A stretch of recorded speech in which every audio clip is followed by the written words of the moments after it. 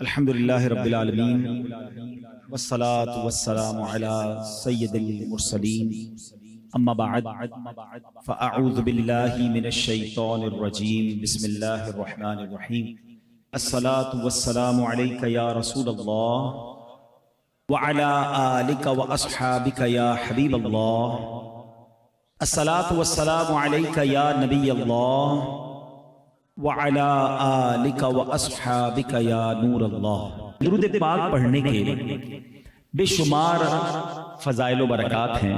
مصطفیٰ جان رحمت شمع بزم ہدایت صلی اللہ تعالی علیہ وسلم کا ایک بڑا ہی پیارا فرمان ہے۔ میرے آقا فرماتے ہیں من صلی علیہ صلاۃ واحدۃ، آقا علیہ السلام فرماتے ہیں کہ جس نے مجھ پر ایک بار درود پاک پڑھا اللہ کریم اس پر اپنی 10 رحمتیں نازل فرماتا ہے۔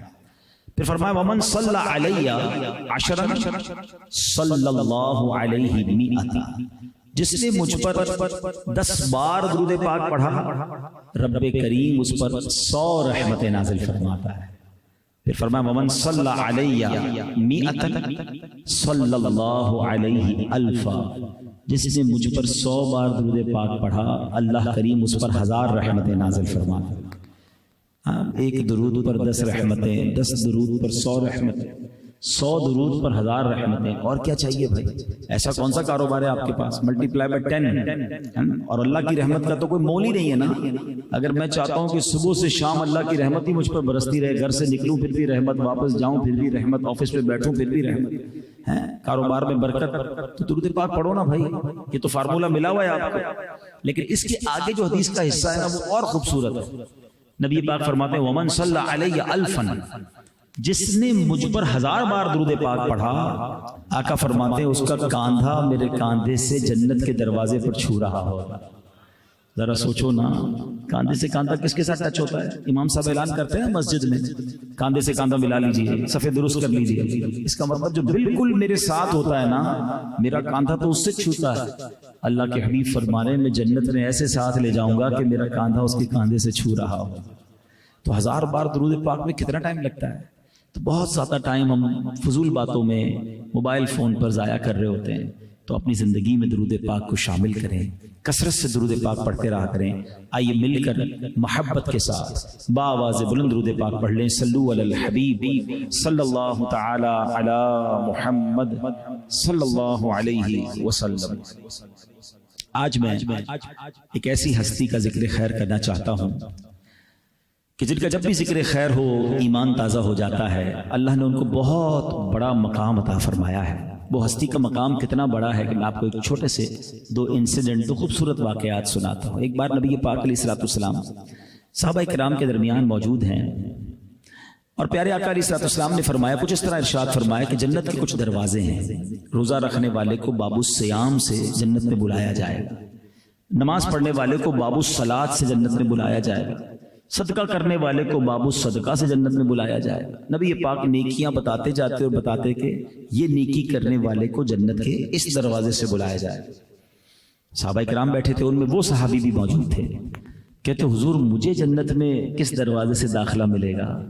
آقا فرماتے تم وہ ہو کہ تمہیں جنت کے ہر دروازے سے بلایا جائے گا۔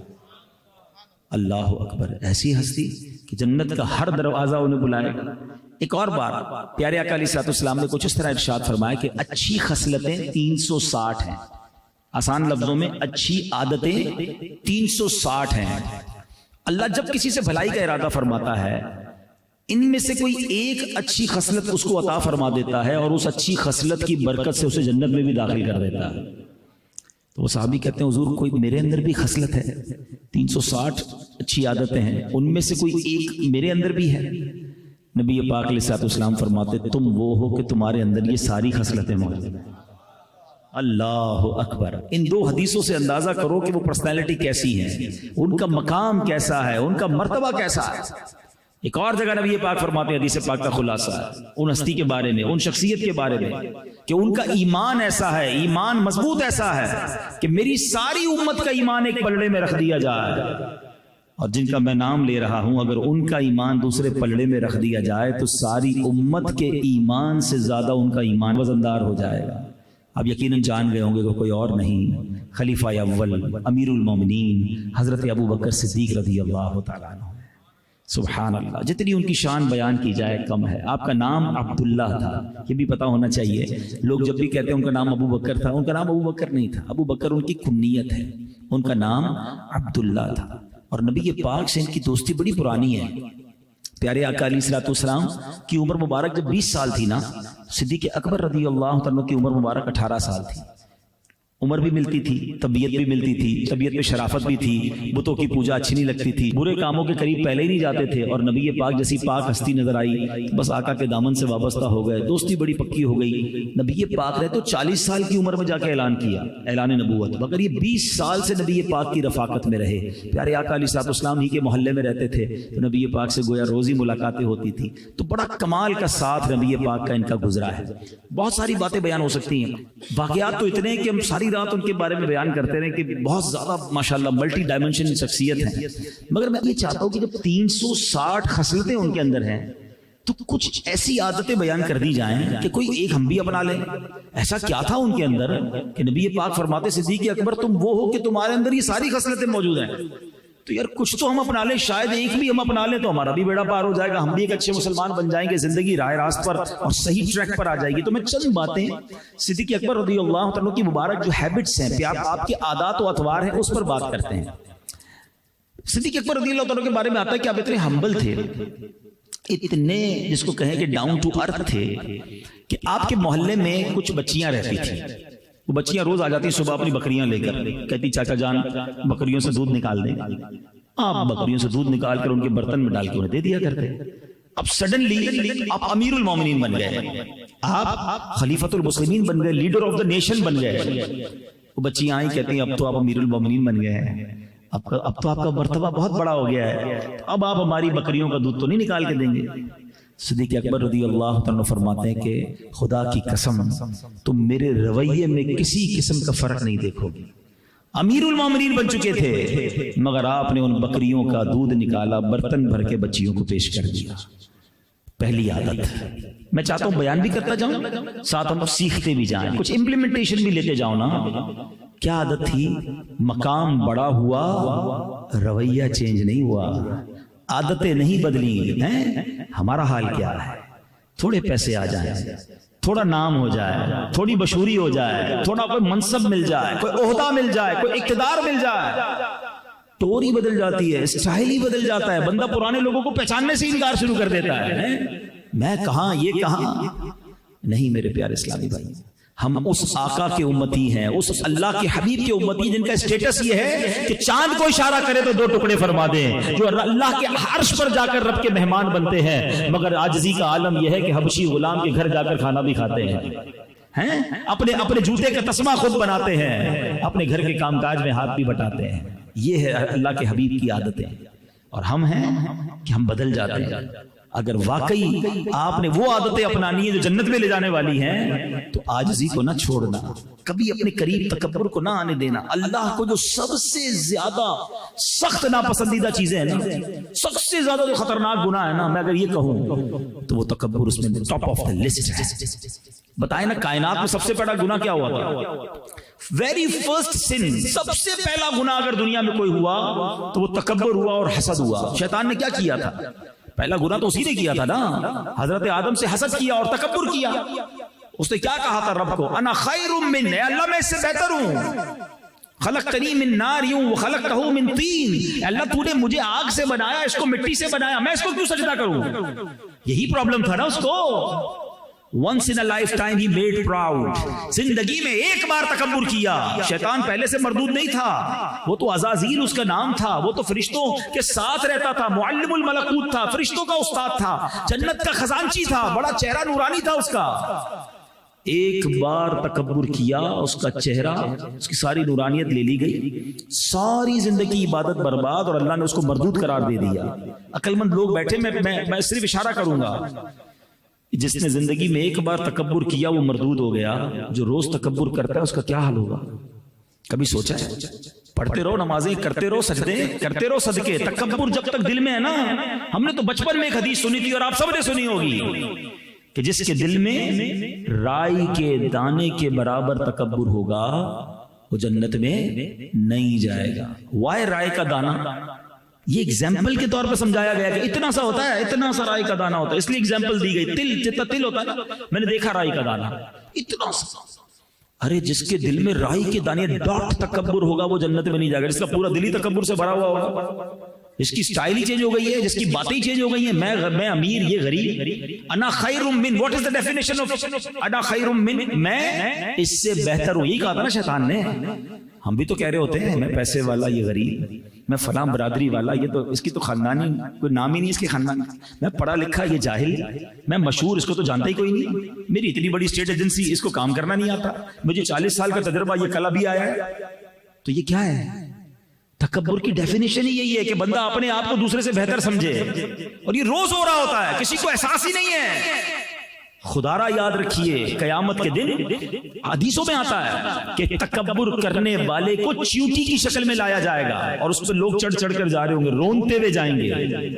نہ کرو پلیز عاجزی انکساری. اللہ نے دیا تو اور جھک جاؤ. دیکھیں آپ جتنے پھل والے درخت ہوتے ہیں نا, ان کی شاخیں جتنے پھل لگتے جاتے ہیں وہ اور جھکتی جاتی ہے. تناور درخت کون ہوتا ہے جس میں کوئی پھل نہیں ہوتا, سیدھا سیدھا جا رہا ہوتا ہے. تو اللہ نے پھل لگائے ہیں تو جھکو نا بھائی, عاجزی اختیار کرو, اللہ اور پھل لگا دے گا, اللہ اور برکت ڈال دے گا. اکڑنا نہیں ہے, میں کچھ بھی نہیں ہوں, خدا کی قسم ہم کچھ بھی نہیں ہیں. یہ اللہ کی مہربانی ہے جو اللہ نے ہمیں اچھا بنایا, ہمیں مالدار بنایا, ہمیں عزت دے دی, ہمیں نام دے دیے. ارے اللہ کا شکر ادا کرو اور اللہ کے ان بندوں کے ساتھ بیٹھو, ان کو یہ احساس نہ ہونے دو کہ یار ہمارے صاحب بہت بڑے آدمی ہیں, ان سے تو بات کرنا بہت مشکل ہے, ان کے تو قریب بھی نہیں بیٹھ سکتے. ہاں یہ بھی حال ہے, قریب نہیں بیٹھ سکتا کوئی. ہمارا ملازم ہمارے ساتھ بیٹھ کے کھانا کھا سکتا ہے؟ سوچو, نہیں کرتے ایسا ہم. یہ بہت شدید غلطی ہے. بنی اسرائیل میں ایک بہت بڑا عبادت گزار تھا, اتنا عبادت گزار اور اتنا مقبول ہو گیا وہ بندہ اللہ کی بارگاہ میں کہ وہ جدھر جاتا تھا نا اس کے ساتھ ایک بادل بھی جاتا تھا, ساتھ بادل بھی ٹریول کرتا تھا. اتنا نیک. ادھر اسی علاقے میں ایک بڑا گناہگار شخص بھی رہتا تھا. اس کے دل میں خیال آیا کہ یار کتنا نیک ہے اور میں کتنا گناہگار, کتنے گناہ کیے میں ایسا کرتا ہوں اس بندے کے ساتھ جا کے بیٹھ جاتا ہوں, اللہ کی رحمت اس پر برسے گی, کچھ چھینٹے مجھ پر بھی گر جائیں گے, میرے بھی گناہ معاف ہو جائیں گے. اچھی نیت, توبہ کی نیت, عاجزی کی نیت تھی, اس کی نیت اچھی تھی. وہ جا کر بیٹھ گیا اس نیک بندے, سو کالڈ نیک آدمی کے پاس. جب وہ بیٹھ گیا برابر میں, تو اب نیک آدمی کے دل پر شیطان نے حملہ کیا کہ میں کدھر اور یہ کدھر, میں اتنا نیک کہ بادل چلتا ہے, یہ زمانے کا گناہگار بدکار شرابی میرے ساتھ. اب اس نے پتہ کیا کیا اس نیک بندے نے, اس کی دیکھو کیسی بدبختی تاری ہوئی اس پر. اس نے کہا کھڑے ہو جاؤ یہاں سے, تم کیا کر رہے ہو میرے سامنے, تمہیں پتہ ہے میں کون ہوں؟ وہ پہلی شرمندہ تھا, پہلی اپنے گناہ اس کو یاد آئے ہوئے تھے. بیچارہ شریف آدمی کھڑا ہو کے چلا گیا. جیسی وہ جانے لگا نا, وہ جو بادل سایہ کیے ہوئے تھا نا, وہ اس گناہگار کے ساتھ جانے لگ گیا. اس زمانے کے نبی پر یہ وحی بھیجی گئی کہ جا کر ان دونوں سے کہہ دو کہ اپنے اپنے اعمال کو دوبارہ سے شروع کریں. جتنی نیکیاں اس نیک بندے نے کی تھی نا, تکبر کی وجہ سے وہ ساری نیکیاں زیرو کر دی گئیں, ختم کر دی گئیں. اور اس نے جتنے گناہ کیے تھے عاجزی کی وجہ سے, انکساری کی وجہ سے, توبہ کی نیت کی وجہ سے, ہم نے اپنی رحمت سے اس کے سارے گناہ معاف فرما دیے.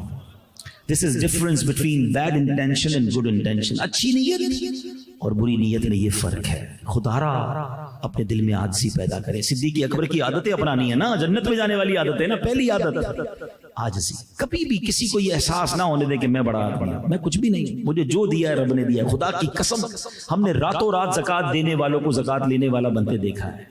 برباد ہونے میں دیر نہیں لگتی ہے, پوری فیکٹریوں میں آگ لگ جاتی ہے. ارے سیلاب کو دیکھا ابھی ہم نے پچھلے دنوں, لوگوں کا سب کچھ بہ گیا نا. مجھے رب نے بچایا, آپ کو بچایا, شکر ادا کرنا چاہیے. ہم کس بات پر اکڑتے ہیں؟ اگر کوئی خوبصورت ہے اور اس لیے اکڑتا ہے, ارے منٹ نہیں لگتا ایسی بیماری لگتی کہ منہ دکھانے کے قابل نہیں رہتا ہے. اللہ محفوظ رکھے. اللہ نے دیا تو شکر ادا کرو کہ مالک تو نے دیا, میرا اپنا کچھ نہیں, بس اس کو زوال نہ لگے. اللہ اس پہ اور برکت ڈالیو.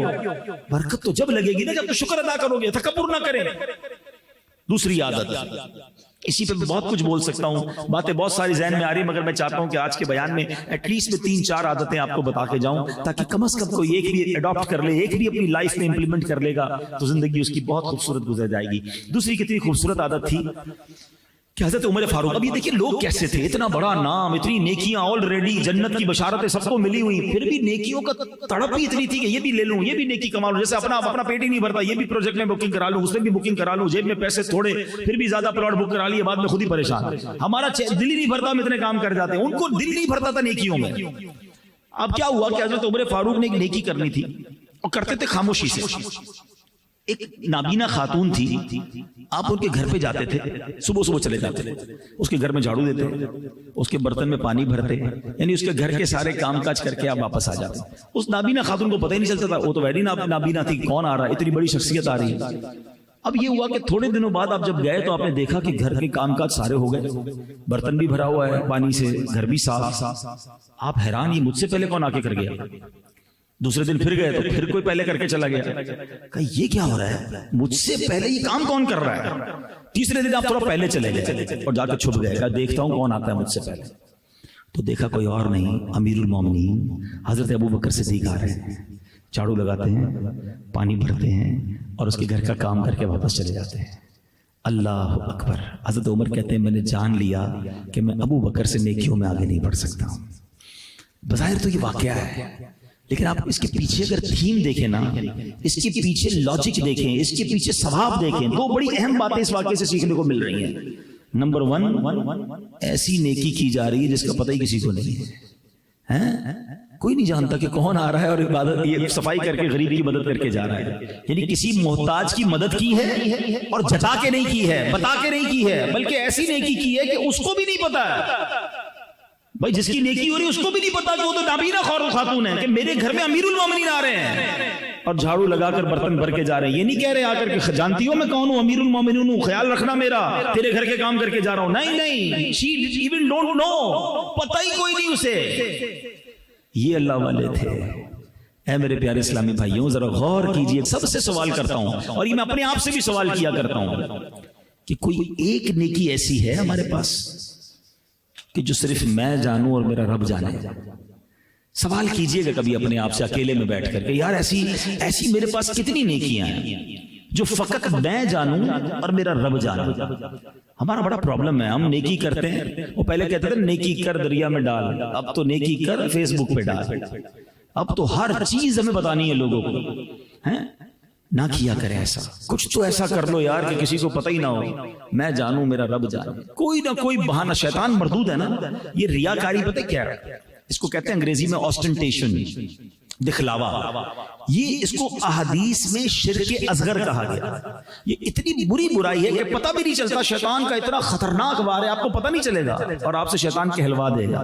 آپ کو کسی نہ کسی بہانے سے آپ کسی کو بتائیں گے کہ میں نے یہ بھی نیکی کی، یہ بھی نیکی کی۔ میں ایک ایگزامپل دیتا ہوں، چونکہ دعوت اسلامی کی وجہ سے ہمارے کاموں میں سے یہ بھی کام ہے کہ ہم لوگوں سے ملتے رہتے ہیں، ملاقاتیں ہوتی رہتی ہیں۔ تو جب نارملی کسی کے گھر جاتے ہیں نا، نارملی بڑی عمر کے بزرگ ہوتے ہیں ماشاءاللہ، ملاقات ہوتی ہے تو پتہ بات کیسے شروع ہوتی ہے، کیسے ہیں آپ، ٹھیک ہیں، بس بہت اللہ کا شکر ہے، بس اللہ نے بڑا کرم کیا ہے، الحمدللہ سرکار نے بڑا مہربانی کی ہے۔ پچھلے 15 سال سے ہر سال حج کر رہا ہوں، ہر سال رمضان میں عمرہ بھی کرتا ہوں، رجب شعبان میں بھی روزے رکھتا ہوں، تہجد کا بھی معمول ہے۔ ہمارے علاقے میں ایک مسجد تھی تو وہ بھی ہم نے بنائی ہے، وہ ہمارے محلے میں کچھ غریب بچیاں، ان کی شادی کرنے کا بھی موقع ملا ہے۔ پر کس نے پوچھا آپ سے یہ ساری نیکیاں، آپ کیوں بتا رہے ہیں؟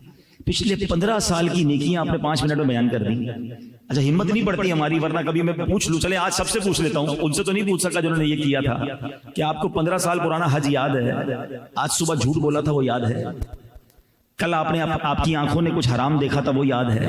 غیبت ہو جاتی ہے آپ سے وہ یاد ہے؟ گناہ یاد نہیں ہے؟ نیکیاں پرانی یاد ہے اور بار بار بتائی جا رہے ہیں، سب کو بتائی جا رہے ہیں، جو آ رہا ہے اس کو بتا رہے ہیں۔ کیوں بتا رہے بھائی؟ اپنے دل سے پوچھے نا، میں نے عبادت اللہ کے لیے کی ہے نا، میں جانوں میرا رب جانے۔ خدا را شیطان کی سوار کو سمجھیں، یہ ہم سے کہلوا کر کہیں ضائع تو نہیں کروا رہا۔ اور پھر انہوں نے کیا کیا، نابینا خاتون کی مدد ہو رہی ہے، اس کو پتا نہیں ہے۔ مگر آج حال یہ ہے کہ کسی غریب کو کوئی راشن دیتا ہے، پچھلے دنوں ہم نے ایسے چٹکلے دیکھے، دل خراش مناظر دیکھے کہ جناب ایک راشن کا بورا دینے کے لیے 5 لوگ کھڑے اس غریب کے ساتھ تصویر کھنچوا رہے ہیں۔ شرم نہیں آتی یار، اس کی غربت کا مذاق اڑا رہے ہو۔ کیوں ہم چاہتے ہیں کہ لوگوں کو پتا چلے کہ ہم نے کوئی نیکی کی ہے؟ مزہ یہ ہے کہ میں جانوں میرا رب جانے۔ تو نیکی کریں اللہ کی رضا کے لیے کریں، لوگوں کو دکھانے کے لیے نہ کریں۔ شیطان کا وار کیسا ہوتا ہے، میں صرف ایگزامپل دے رہا ہوں، آپ خود غور کرتے جائیں کہ ہاں یار میں نے بھی کہاں مسٹیکس کی ہیں۔ مثال کے طور پہ کبھی آپ نے ماشاءاللہ ہمت کر کے تہجد پڑھ لی، بڑی اچھی بات، لیکن تہجد پڑھنے کے بعد اب صبح اٹھے نا، آفس پہ آئے، اب پیٹ میں درد ہو رہا ہے کہ یار بتاؤں تو کسی کو تہجد پڑھی ہے آج میں نے، اب کیسے بتاؤں؟ بس یار آج بہت تھک گیا ہوں۔ خیریت؟ کیوں تھک گئے ہیں؟ بس وہ تہجد میں اٹھ گیا تھا نا۔ اچھا سامنے والا کہے گا اچھا ماشاءاللہ آپ تہجد پڑھتے ہیں؟ جی جی بس الحمدللہ، بس اب ادھر دل میں ٹھنڈک پڑ گئی کہ میری تہجد ریسیو ہو گئی۔ وہ نہیں واٹس ایپ میں بلو ٹک آتا ہے میسج ریسیوڈ، ہم کہتے ہیں میری نیکی ریسیوڈ ہو گئی۔ بھائی ریسیو نہیں ہوئی، ڈیلیٹ ہو گئی۔ کیوں بتائی آپ نے؟ پوچھئے اپنے آپ سے، کوئی نہ کوئی ہم بہانہ کرتے ہیں کہ میری نیکی پتہ چل جائے۔ میں آج آپ کو اخلاص کی تعریف بیان کر دیتا ہوں۔ علماء کہتے ہیں the definition of اخلاص، اخلاص یہ ہے، اور اخلاص کیا ہے؟ یہ چابی ہے قبولیت کی۔ اخلاص یہ ہے کہ جس طرح تم اپنے گناہوں کو چھپاتے ہو نا، اس طرح اپنی نیکیوں کو چھپاؤ۔ ہم چاہتے ہیں ہمارے گناہ پتہ چل جائیں، کوئی بھی نہیں چاہتا، نیکیاں کیوں پتہ چل جائیں؟ میں جانوں میرا رب جانے۔ اور دوسرا اس واقعے سے جو سیکھنے کو ملا نا، جو اس سے زیادہ امپورٹنٹ ہے، کہ جتانا نہیں ہے۔ ہاں ہم لوگ کیا کرتے ہیں، اتنی بڑی مسٹیک ہے یہ۔ بھائی یاد ہے نا، نوکری لینے میرے پاس ہی آیا تھا، میں نے دلوائی تھی نوکری تجھے، آج بڑی ریئل اسٹیٹ کھول کے بیٹھا ہے، میرا احسان بھول تو نہیں گیا؟ تجھے قرضہ چاہیے تھا، میں نے دیا تھا، بھول تو نہیں گیا؟ 2 پٹی کے چپل پہن کے آیا تھا میرے پاس، آج گاڑی میں گھوم رہا ہے، بڑا آدمی ہو گیا ہے، میں نے تیرے کو کاروبار پہ دکھایا تھا، لائن کس نے سکھائی تھی؟ میرے پاس نوکری کرتے کرتے آج تو نے اپنی دکان کھول لی۔ کیا کر رہے ہیں؟ یہ نیکی کی ہے یا احسان جتا رہے ہیں؟ میں آپ قرآن سناتا ہوں آپ کو، یہ جو احسان جتانے والے لوگ ہیں نا ان کو قرآن سناتا ہوں، اور اللہ نے قرآن میں یہ ڈائریکٹلی مومنوں سے بات کی ہے۔ اللہ فرماتا ہے یا ایھا الذین آمنوا لا تبطلوا صدقاتکم بالمن والاذی، اے ایمان والو اپنے صدقے باطل نہ کرو احسان جتا کر اور تکلیف پہنچا کر۔ ہم کیا کر رہے ہیں؟ کبھی بھی نہ کریں ایسا۔ اگر کسی کا بھلا کیا تو اس کو یہ پتہ بھی نہ چلنے دیں۔ مزہ تو یہ ہے کہ میں کسی کا بھلا کروں اور اس کو بھی پتہ نہ چلے بھلا کس نے کیا، پھر مزہ ہے۔ مگر ہم تو اسے بار بار یاد دلاتے ہیں، بار بار جتاتے ہیں۔ صدقہ ختم، یہ تو دل آزاری ہو رہی ہے۔ ام المومنین حضرت عائشہ صدیقہ اور حضرت ام سلمہ رضی اللہ تعالیٰ عنہ کا آپ کو ایک طریقہ بتاؤں، ایمان تازہ ہو گیا جب میں نے اس روایت کو پڑھا کہ جب وہ اپنے کسی غلام کو صدقہ دیتی تو اس کو کہتی کہ جا کر کسی غریب کو دے آؤ، اور اس غریب سے ہمارے لیے دعا مت کروانا، پوائنٹ سمجھیے گا، اور اگر وہ کوئی دعا کر دینا تو وہ دعا نوٹ کر کے لانا۔ اب غلام گیا، اس نے جا کر کسی غریب کو جو بھی پیسے وغیرہ دیے تھے، کھانا وغیرہ دے کر آ گیا، تو آ کر کہا کہ امی حضور اس نے آپ کے لیے بہت ساری دعائیں کی۔ کہا کیا دعائیں کی؟ اس نے بتایا، انہوں نے یہ بھی کہا یہ بھی کہا۔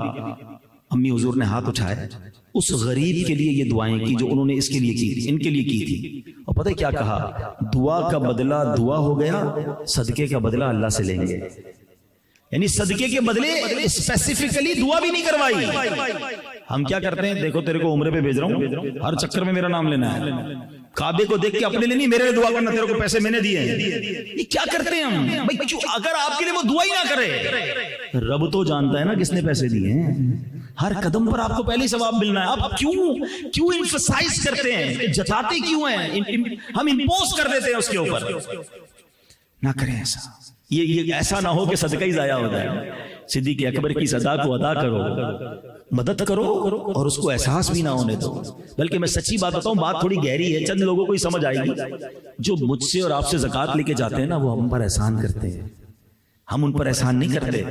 ہمارے مال کا میل وہ لے کے جا رہے ہیں، ہمارا فرض ادا کرنے میں ہماری مدد کر رہے ہیں۔ ہم کس بات کا احسان کر رہے ہیں؟ میرا اور آپ کا کمال کیا ہے مجھے بتا دو یار۔ اگر میں نے کسی کو صدقہ دیا، خیرات دی، مدد کی، میں نے کمال کیا کیا؟ ارے میرے رب نے مجھے اس قابل بنایا۔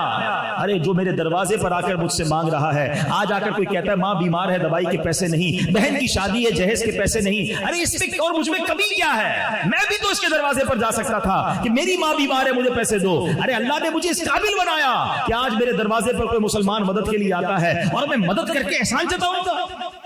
خدا کی قسم جب بھی صدقہ کرو نا، جب بھی اللہ کی راہ میں خرچ کرو، ساتھ سجدہ بھی کرو کہ میرے مولا تیری مہربانی، تو نے دینے والا بنایا، مانگنے والا نہیں بنایا۔ میری اور آپ کی اوقات کیا ہے یار؟ آج پیسے والے ہو گئے تو غریبوں کو ستائیں گے، احسان کریں گے ان پر؟ پلیز ایسا نہ کرو۔ اور جو اتنا شکر گزار بنے گا نا کہ یا اللہ تیری مہربانی، تو نے دینے والا بنا، یقین کرو اللہ اسے ہمیشہ دینے والا ہی بنائے گا۔ جو لوگوں کے دل دکھا کر دیتا ہے نا، ستا ستا کے دیتا ہے، جتا جتا کے دیتا ہے، اس کے پیسے میں برکت بھی نہیں ہوتی ہے۔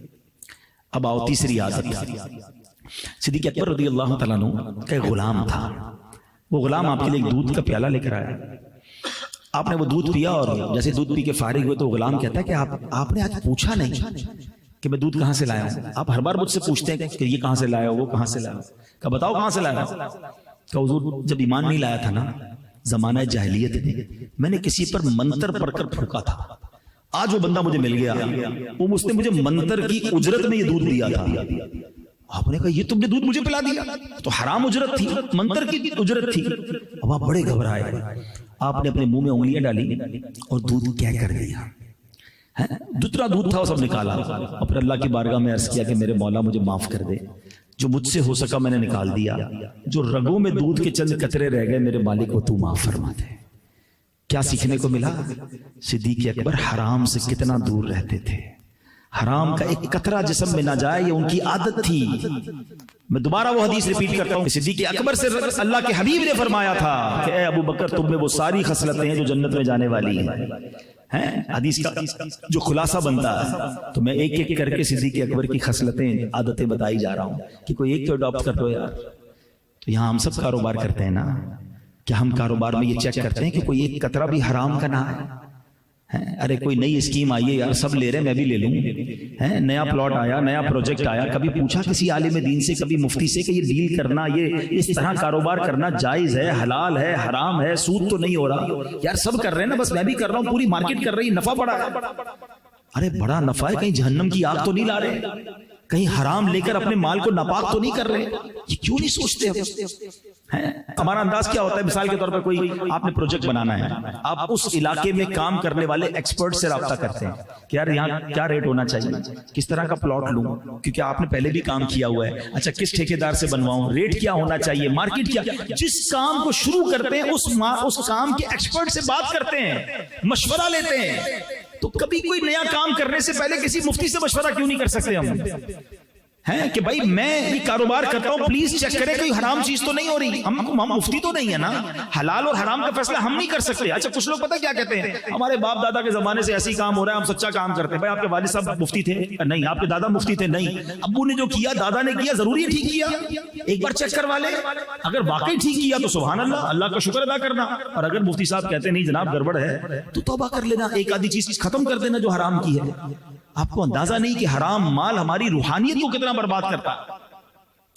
ایک بار حضرت موسیٰ علیہ السلام نے ایک شخص کو دیکھا جو رو رو کے اللہ کی بارگاہ میں دعا کر رہا تھا، ہاتھ اٹھا کے گڑ گڑا کے۔ تو حضرت موسیٰ تو کلیم اللہ تھے نا، آپ نے اللہ کی بارگاہ میں عرض کی کہ اے مولا یہ بندہ اتنا رو رہا ہے، میرے مالک اس کی دعا قبول کر لے۔ اللہ نے فرمایا اے موسیٰ یہ اتنا روئے کہ روتے روتے مر جائے، اتنے ہاتھ اٹھائے کہ اس کے ہاتھ آسمان کو چھو جائیں، میں نے اس کی دعا قبول نہیں کرنی۔ حضرت موسیٰ نے کہا یا اللہ وجہ کیا ہے؟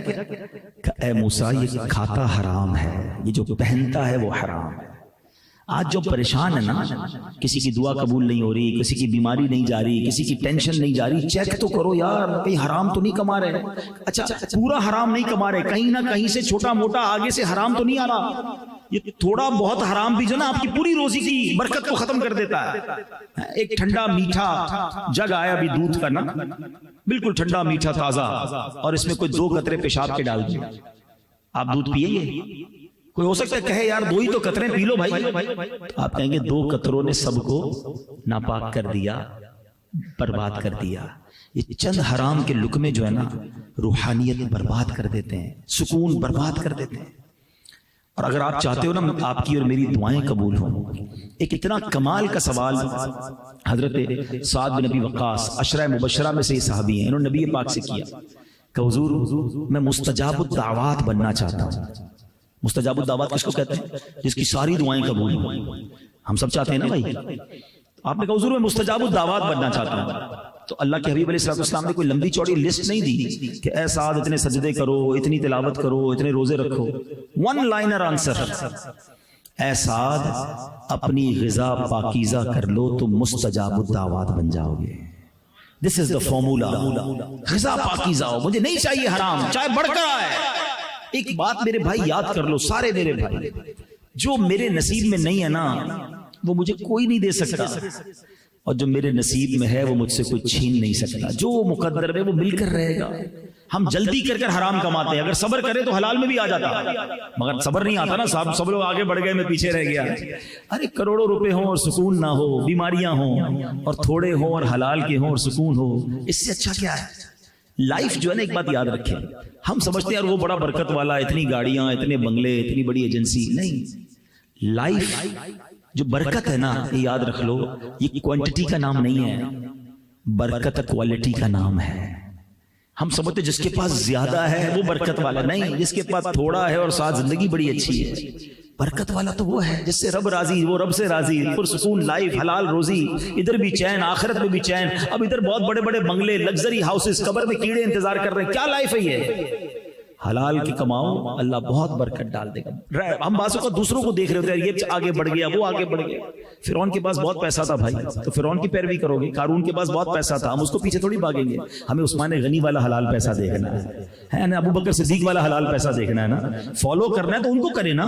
آپ فون کریں مفتی صاحب، اپنی ڈیل چیک کروا لیں، اپنا مسئلہ پوچھ لیجیے، اس پہ کیا حرج ہے اگر ایک بار آپ سوال کر لیں اور وہ آپ کو کہتے ہیں سبحان اللہ کہ آپ جو کام کر رہے ہیں بالکل حلال ہے، 2 رکعت شکرانے کے نفل پڑھ لینا بھائی۔ اور اگر وہ کہتے ہیں کہ یوں نہ کریں، یوں کر لیں، یہ حرام ہے، یہ حلال، وہ راستہ بھی بتائیں گے آپ، تو اس میں آپ کی روزی حلال ہو جائے گی میرے بھائیوں۔ تو اس کی فکر کریں۔ پیاسا کنویں کے پاس جاتا ہے نا، بیمار ہوتا تو ڈاکٹر تھوڑی گھر آتا ہے، ہم جاتے ہیں ڈاکٹر کے پاس۔ تو ہمیں رابطے رکھنے چاہیے علماء سے، مفتیان کرام سے، تاکہ ہماری روزی حلال رہے، ہم گناہگار نہ ہوں۔ ہم سب نے دنیا سے جانا ہے، مال لے کے تھوڑی سالہ چلے جائیں گے، پیچھے بچوں کے لیے چھوڑ کے جائیں گے۔ اگر وہ حرام چھوڑ کے گئے تو مار پھر بھی قبر میں پڑنی ہے۔ تو ایک بار چیک کروا لو بھائی، تاکہ کسی انداز میں، کسی کام میں ہم حرام کی طرف نہ جائیں۔ حرام میں بہت سارے انداز ہوتے ہیں، رشوت ہوتا ہے، جھوٹ ہوتا ہے، سود ہوتا ہے، دھوکہ ہوتا ہے۔ ہم ان سب چیزوں سے بچ کر کمائیں، اللہ اس میں خوب برکت ڈال دے گا۔ ایک آخری، عادتیں تو بہت ساری ہیں، ایک اور بات، کیونکہ بیان کا وقت بھی مختصر ہوتا ہے، میں، اور یہ بھی بڑا ریلیونٹ ہے۔ صدیق اکبر رضی اللہ عنہ ایک صحابی تھے، ان کے خالہ زاد بھائی بھی تھے، اور ان کا نام تھا حضرت مصطح رضی اللہ عنہ۔ صدیق اکبر رضی اللہ عنہ ان کی ہیلپ کرتے تھے، وہ بڑے غریب تھے، صدیق اکبر ان کو ہر مہینے پیسے بھجواتے تھے، ان کو گھر بار کا خرچہ دیتے تھے۔ تو وہ صحابی بدری صحابی بھی تھے اور مہاجر صحابی بھی تھے۔ اب ہوا یہ کہ کوئی ان سے ایسا کام ہوا اس کزن سے جس کی مدد کرتے تھے کہ بہت دکھ پہنچا صدیق اکبر کو، دل ٹوٹ گیا۔ تو آپ نے قسم اٹھا لی کہ اب میں اس کی مدد نہیں کروں گا، ایک تو میں اس کی مدد کرتا ہوں اور اس نے میرا ہی دل دکھایا یا میرے ساتھ ایسا کیا۔ تو آپ کا جب دل دکھا تو آپ نے اللہ کی قسم اٹھا لی اور خرچ نہ دینے کا ارادہ کر لیا۔ جب آپ نے یہ کیا نا تو قرآن مجید فرقان حمید کی آیت نازل ہوئی۔ صدیق اکبر کی شان دیکھو کہ آپ کے ایک عمل پر قرآن کی آیت نازل ہوتی ہے، اور قرآن میں جو رب نے پیغام دیا نا وہ میں چاہتا ہوں کہ بیان کے آخر میں ہم سب سن لیں، اور جو اس میں مبتلا ہیں، جو اس کام میں پھنس جاتے ہیں، اس سے ہم سب کو نکلنا ہے۔ صدیق اکبر سے سبحان اللہ کیا خوبصورت انداز میں قرآن بیان فرما رہا ہے۔ اور قسم نہ کھائیں جو تم میں فضیلت والے اور گنجائش والے ہیں، قرابت والوں اور مسکینوں اور اللہ کی راہ میں ہجرت کرنے والوں کو دینے کی قسم کھا گئے تھے نا کہ میں تو نہیں دوں گا۔ پھر اللہ قرآن میں فرماتا ہے وَلْيَعْفُوا وَلْيَصْفَحُوا، اور انہیں چاہیے کہ معاف کر دیں اور درگزر کر دیں۔ غلطی ہو گئی نا، وَلْيَعْفُوا وَلْيَصْفَحُوا، معاف کر دیں، درگزر کر دیں۔ أَلَا تُحِبُّونَ أَن يَغْفِرَ اللَّهُ لَكُمْ وَاللَّهُ غَفُورٌ رَحِيمٌ۔ انعام کیا ملے گا؟ معاف کرو گے، درگزر کرو گے۔ کیا خوبصورت انعام رب نے اعلان فرمایا۔ کیا تم اسے دوست نہیں رکھتے، اسے پسند نہیں کرتے کہ اللہ تمہاری بخشش کرے، اور اللہ بخشنے والا مہربان ہے۔ ہائے ہائے ہائے۔ اب اس آیت میں بہت ساری باتیں بیان ہو سکتی ہیں، ایک خوبصورت نقطہ پہلے سن لو کہ اللہ نے صدیق اکبر کا ذکر کس انداز سے کیا۔ قرآن کہتا ہے اور قسم نہ کھائیں تم میں کون؟ اولو الفضل، تم میں جو فضل والے ہیں۔ گویا صدیق اکبر کو قرآن فضیلت والا فرما رہا ہے۔ اچھا پھر کیا فرمایا کہ جس نے تمہارے ساتھ برا کیا تم اس کو معاف کر دو نا، درگزر کر لو۔ کیا تم یہ نہیں چاہتے تم اس کو معاف کرو، اللہ تمہیں معاف کر دے، اللہ تمہاری مغفرت فرما دے؟ یہ اتنا کمال کا فارمولہ، یہ جملہ قرآن کا یاد کر لو، وَلْيَعْفُوا وَلْيَصْفَحُوا، اور چاہیے کہ معاف کریں، چاہیے کہ درگزر کریں۔ اب ہم سب غور کریں، ہمارے ملازم کی غلطی کیا ہم معاف کرتے ہیں؟ ہمارے بیوی کی غلطی کیا ہم معاف کرتے ہیں؟ ہمارے رشتہ داروں کی غلطی کیا ہم معاف کرتے ہیں؟ کبھی دوستوں سے غلطی ہو جائے ہم معاف کرتے ہیں۔ اچھا ہم معاف پتہ ہے کس کو کرتے ہیں؟ جس سے کوئی مطلب ہوتا ہے، بڑا سیٹ ہے یار، ڈانٹ رہا ہے نا، کوئی بات نہیں، کام بھی دیتا ہے، اس کو معاف کر دیں گے۔ نوکر کا گلا دبا لیں گے، اس کو گالیاں دیں گے کیونکہ وہ کچھ کر نہیں سکے گا۔ عجیب منطق ہے ہماری۔ گاڑی میں جا رہے ہیں، بڑا غصہ آیا، آگے والے نے ذرا سائیڈ ماری، اتر گئے، جب دیکھا 4 گارڈ اس کے اترے، نہیں کوئی بات نہیں بھائی جائیے۔ اب کیا معاف کیا آپ نے؟ کوئی کمال نہیں کیا، کمال یہ کہ آپ کے پاس 4 گارڈ ہیں اور کسی گاڑی والے نے آپ کو سائیڈ ماری، آپ پھر بھی اس کو معاف کریں۔ قدرت آپ کے پاس ہے، طاقت آپ کے پاس ہے، بدلہ آپ لے سکتے ہیں۔ اور حدیثوں میں یہ مضمون آتا ہے کہ جو قدرت کے باوجود معاف کر دے، اللہ اس کو جنت میں داخلہ عطا فرماتا ہے۔ ہم تو چوٹ کہتے ہیں میں چھوڑوں گا نہیں، بتاؤں گا، ابھی تو تھوڑا موقع نہیں مل رہا، بندہ بس سامنے آئے، کبھی موقع آیا تو اس کو ذلیل کروں گا۔ دل میں رکھے بیٹھے انتقام کی آگ میں جل رہے ہیں، بیوی غلطی کرے تو گالیاں نکالتے ہیں، ملازم بیچارہ غلطی کرے، برتن اس کے ہاتھ سے گر گیا، اس کی خیر نہیں ہے۔ اب وہ غریب آدمی کو پتا ہے صاحب روز گالیاں دیتا ہے، لیکن کیا کروں، نوکری کہیں اور ملے گی نہیں، مگر اکیلے میں روتا ہوگا۔ ایک بندہ ملا، ایک اسلام میں بتا رہے تھے کہ مجھے ایک بندہ ملا، کسی نے پوچھا چلی تنخواہ کتنی ہے؟ بولا اتنی۔ بولا تنخواہ تو بہت اچھی ہے۔ بولا آدھی کام کی آدھی گالیوں کی ہے، روز گالیاں سنتا ہوں سیٹ کو۔ توبہ توبہ توبہ، اس کو مرنا نہیں سیٹ کو۔ میں نے ایک جملہ بڑا کمال کا سنا تھا۔ ہم سب اللہ کی بارگاہ میں کیا دعا کرتے ہیں کہ اے اللہ میرے سارے گناہ معاف فرما دے۔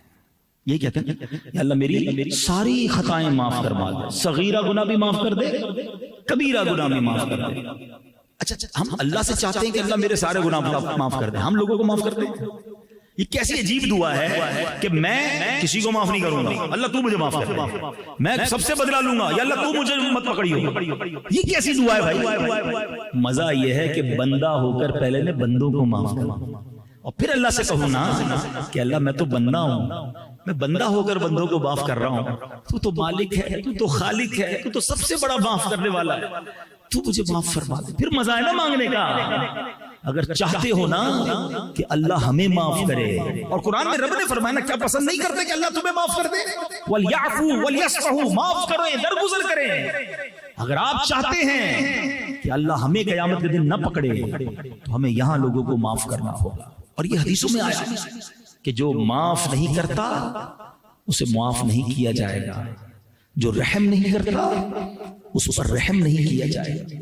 تم زمین والوں پر رحم کرو، وہ آسمانوں کا مالک تم پر رحم فرمائے گا۔ مگر نہیں، انداز ہی اور ہوتا ہے، ہر بات پہ گالی، ہر بات پہ برا بولا بولنا نہ کرو ایسا۔ لوگوں کے دل مت توڑیے، یہ دل کی جو زبان کا وار ہے نا، یہ تلوار کے وار سے زیادہ سخت ہے۔ اور خدا کی قسم اللہ کی بارگاہ میں معافی بڑی پسندیدہ عمل ہے۔ اگر بندہ راضی ہو گیا نا تو رب بھی راضی ہو جائے گا۔ معاف کر دیا کرو، درگزر کر لیا کرو، اور یہ کہہ کر کیا کرو کہ اللہ اب تو مجھے معاف فرما دے۔ ایک صحابی رسول کے بارے میں آتا ہے کہ ان کے کسی غلام نے کوئی مسٹیک کر دی، انہوں نے چابک اٹھایا اسے مارنے کے لیے، غصہ آیا تو پیچھے سے انہیں آواز آئی کہ جتنا تم اپنے غلام پر قدرت رکھتے ہو نا، کوئی ہے جو تم پر اس سے زیادہ قدرت رکھتا ہے۔ تو اس صحابی نے جب مڑ کے دیکھا تو پیچھے نبی پاک جلوہ فرما تھے۔ صحابی نے ہاتھ جوڑے کہ حضور معاف کر دیں، میں اپنے اس غلام کو اللہ کی رضا کے لیے آزاد کرتا ہوں۔ تو یہ نبی پاک کی تربیت فرمایا کرتے کہ اگر آج ہم کسی پر کنٹرول رکھتے ہیں نا، وہ مالک تو ہم سب پر کنٹرول رکھتا ہے نا، ہم کدھر جائیں گے اگر اس نے پکڑنا شروع کر دیا تو۔ وہ واقعہ میں نے کئی بار بیانات میں سنا ہے، لیکن ہے بڑا ریلیونٹ اس لیے پھر سنا دیتا ہوں کہ ایک شخص تھا بڑا گناہگار تھا اور اس کا انتقال ہوا۔ اس کے دوست نے اسے خواب میں دیکھا کہ تمہارے ساتھ کیا معاملہ ہوا؟ تو وہ کہتا ہے بس میں تو گناہگار ہی تھا، لیکن زندگی میں ایک بار ایسا ہوا کہ میری وائف نے، میری بیوی نے کھانا بنایا گھر میں اور اس میں نمک بڑا زیادہ ڈال دیا۔ مجھے بڑا غصہ آیا کہ میں اس کو سزا دوں، پلیٹ منہ پہ مار دوں۔ ہو سکتا ہے یہاں ابھی بھی کچھ شیر ببر ایسے بیٹھے ہوں گے جو کھانا گڑبڑ ہو جائے، چائے ٹھنڈی ہو جائے تو کچھ نہ کچھ کر ہی رہے ہوتے ہیں گھر میں۔ میرا بھی بڑا جی چاہا، پھر میں نے سوچا یار بیوی نے ایک بار کھانا غلط پکایا، مجھے غصہ آ رہا ہے، بدلہ لینے کو جی چاہ رہا ہے، میں تو صبح شام اللہ کی نافرمانی کرتا ہوں، اللہ تو مجھے نہیں سزا دے رہا۔ کہہ رہا بس یہ دل میں خیال آیا نا، میں نے کچھ بھی نہیں کہا بیوی کو۔ مرنے کے بعد مجھے بتایا گیا کہ اس روز جو تو نے بندہ ہو کر میری بندی کو معاف کیا تھا، میں تو سب سے بڑا معاف کرنے والا ہوں، جا میں نے تجھے معاف کر دیا۔ جو بدلہ لیتے ہیں وہ سوچیے اگر ان سے پکڑ ہوئی تو کہاں جاؤ گے؟ ارے ایک سوری بولنے کے لیے کوئی تیار نہیں ہے۔ اچھے خاصے بچپن کے دوست ہیں، ایک بار جھگڑا ہوا نہیں معاف نہیں کروں گا، وہ دوست الگ بیٹھا ہے، یہ دوست الگ بیٹھا ہے، وہ کہتا ہے یہ معافی مانگے، یہ کہتا ہے وہ معافی مانگے، اس چکر میں دونوں مل ہی نہیں رہے، یاد بھی آ رہی ہے ایک دوسرے کی، ملنے کے لیے تیار نہیں ہے۔ میاں بیوی میں جھگڑا ہوا، بیوی میکے جا کے بیٹھ گئی، بیوی کہتی شوہر معافی مانگے پھر جاؤں گی، شوہر کہتا بیوی معافی مانگے، ارے ایک سوری آپ دونوں کو دور کیے بیٹھے. وَلْيَعْفُوا وَلْيَصْفَحُوا, قرآن کہہ رہا ہے معاف کر دو, درگزر کر دو, دل بڑا کر لو. اور پھر کیا خوبصورت وعدہ آگے کہ اللہ فرما رہا ہے کہ تم پسند نہیں کرتے کہ اللہ تمہیں معاف کر دے, تمہاری مغفرت فرما دے. تو جو چاہتا ہے کہ رب مجھے معاف کر دے وہ اللہ کے بندوں کو معاف کرے. یہ دشمنیاں, یہ ریولی ہمارا انداز نہیں ہے. ہو جاتا ہے یار, انسان ہی تو ہے نا, ہم سارے انسان ہیں, ہمارے خاندان والے بھی انسان ہیں, میری بیوی میرے بچے بھی انسان ہیں, میرے ملازمین بھی انسان ہیں. نکل گیا ہوگا زبان سے کوئی ایسا جملہ, کب تک دل میں رکھو گے یار, ہماری بھی تو خطائیں ہیں. تو بہرحال میرے پیارے اسلامی بھائیوں, آج میں نے مختصر بیان میں صدیق اکبر رضی اللہ عنہ کی چند عادتیں بیان کی ہیں, اور یہ وہ عادتیں ہیں جو جنت میں لے جانے والی عادتیں ہیں. میں ریپیٹ کر دیتا ہوں, فقط حلال کمانا ہے, عاجزی اختیار کرنی ہے, تکبر کے قریب نہیں جانا ہے, پھر چھپ کر عبادت کریں, اللہ کے لیے نیکی کریں, لوگوں کو دکھانے کے لیے نہیں. ہاں اس میں یہ ضرور ہے, انما الاعمال بالنیات, اگر کوئی لوگوں کو سامنے کوئی نیکی کرتا ہے اور اس نیت سے کرتا ہے کہ باقی لوگ بھی کریں, اس میں حرج نہیں ہے, لیکن دل سے ضرور پوچھے کہ میں کس لیے کر رہا ہوں, ٹھیک ہے نا. اور چوتھی بات جو ہم نے سنی کہ ہمیں معاف کرنا ہے, درگزر کرنا ہے, جھگڑے نہیں کرنے, انتقام نہیں لینے, بدلے نہیں لینے. ہم مسلمان ہیں, مسلمان کا خیر خواہ ہوتا ہے. ہم کہتے ہیں اچھا اب اس طرح کی جب میں باتیں کروں گا نا, شیطان کسی کے دل میں ڈال رہا ہوگا, یار مولانا صاحب باتیں تو ٹھیک کر رہے ہیں بھائی, زمانہ معافی کا نہیں ہے, ذرا معاف کر دیں گے تو لوگ سمجھیں گے میں بزدل ہوں, میں پہلوان نہیں ہوں, میں میری چلتی نہیں ہے. یہ بھی تو شیطان ہے نا, اس کو بھی تو اپنا کام کرنا ہے نا, وہ بھی کر رہا ہوگا کہیں نہ کہیں. اب آؤ میں اللہ کے حبیب کی حدیث آخری میں سنا دیتا ہوں. نبی پاک فرماتے ہیں, حدیث پاک کا خلاصہ بخاری کی حدیث ہے, پہلوان وہ نہیں ہے جو غصے کے وقت کسی کو پچھاڑ دے, پہلوان وہ ہے جو غصے کے وقت قابو میں رکھے, اپنے آپ کو قابو میں رکھے. اور واقعی لاجیکلی بھی سمجھ آتا ہے. آپ کو کوئی گالی دے, آسان کیا ہے, رپلائی میں گالی دینا یا صبر کرنا؟ صبر کرنا مشکل ہے. گالی تو سب کو ہر بندہ فوراً دے دیتا ہے, ارے مزہ یہ ہے کہ روک کے دکھاؤ نا, مرد ہو تو مردانگی یہی ہے, تو اس نے برا کیا ہے میں اسے معاف کر دوں. اور پھر اللہ دیکھو آپ کو کیسا نوازتا ہے. اللہ کرے کہ دل میں اتر جائے میری بات. تو یہ چند باتیں یاد رکھیے گا, اور ایسی باتوں کو اگر کنٹینیو سیکھنا چاہتے ہیں تو میں گزارش کروں گا کہ دعوت اسلامی کے اجتماعات میں آیا کریں.